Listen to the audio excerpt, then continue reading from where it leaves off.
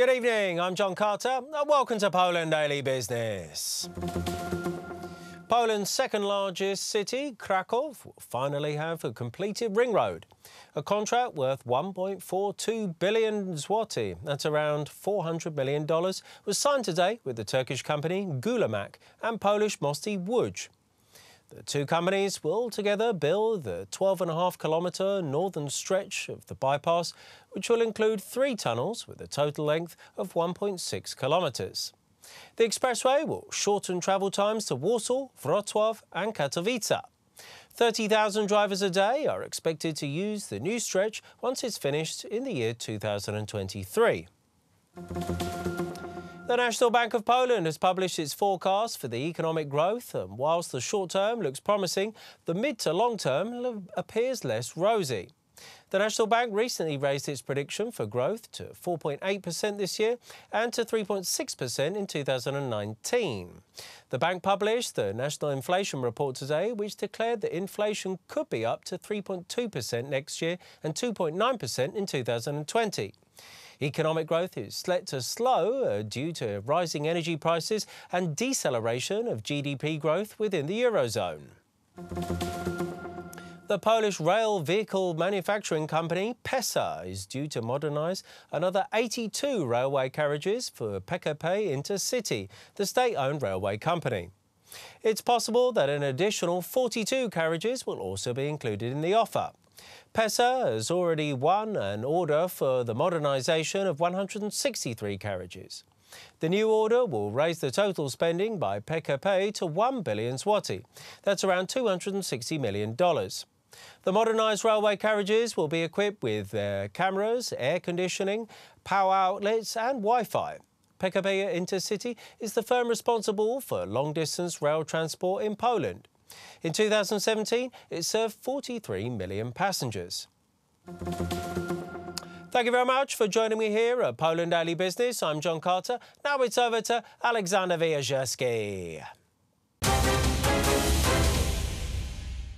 And Poland Daily interview tonight with Jacek Posobiec. Sir, welcome to our show. Thank you so much for having me. Known also as Jack Posobiec, right-wing or conservative media in the United States. And you came to Poland for what? Well, I came to Poland, growing up in the U.S. as Polish-American. Being Polish was, always part of my identity.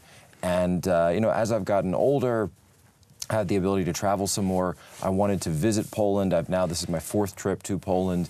And when I heard it was the 100th Independence Day, I said, wow, I can't miss that. I've got to be in Poland. I've got to be there. My dad was very proud that I was going back and celebrating for Polish independence. And I just thought it would be a great idea. You saw the march in Warsaw. That was like a culmination or apogee of this events. And how did you like it? Well, the Independence Day March was fantastic. I've been to 4th of July we have in the United States is always a huge event. And politically speaking, I've been to a lot of, the Donald Trump rallies. A lot of Donald Trump rallies are kind of like almost like a patriotic march in some way because you're always seeing American flags and lots of people. But this was bigger than any of those. This was fantastic. And so many people, 250,000 people. And it was amazing to see. It's very positive energy, very celebratory. And what really was remarkable to me that afterwards, the streets were so clean. I took some pictures afterwards. I said that right down in the middle of the city, the streets were all cleaned almost immediately. And nobody was leaving, trash and everything else. And not a single Polish flag was on the ground. Not one. Every single one was carried the whole way. Fantastic. So that's unique in Poland, you think? It's definitely unique from my experience to see 250,000 people anywhere and they're able to stay clean and they're not leaving stuff all over the place. It was fantastic. Yet last year we had this very negative comments about pretty much the same events. The march was described in the West as a nationalist, as Nazis. We had the European Commission officials saying that 60,000 Nazis marched through the street of Warsaw, and that was pretty much the tone all those media played. Yeah, it's interesting because, I mean, clearly this wasn't a Nazi march. This wasn't a racist march. This was, honestly, I don't really think this was political in any sense at all. I mean, there's 250,000 people. I don't know what their politics are for every single one. Maybe there's some liberals, some conservatives, some communists in there. Nobody's checking that because it's a patriotic march for Independence Day. And mainly what I saw there were families. You saw some of the older, the nuns, the priests, you know, people holding signs for Jesus Christ and Pope John Paul, and that was the vast majority of it. But the media, what they like to do, you know, get some ratings, get some attention. They'll find one person who has sort of a controversial, you know, a sign or a T-shirt or something, and they zoom in on that, and they'll focus on that one and say, well, this person and, you know, all the other 250,000 must agree with them, and it's just false. It's not true. From the point of view of United States, is Poland under some kind of scrutiny? Oh, America loves Poland. The United States absolutely loves Poland.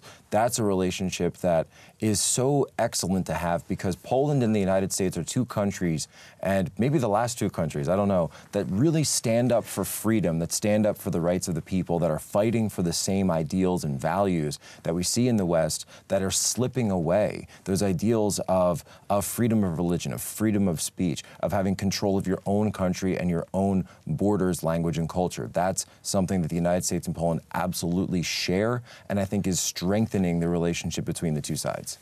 So, very interesting events in Warsaw. Peaceful march of huge crowd, and that was amazing for Jack Posobiec. I loved it. Sir, thank you very much for visiting our studio. That's it for tonight's Poland Daily Business.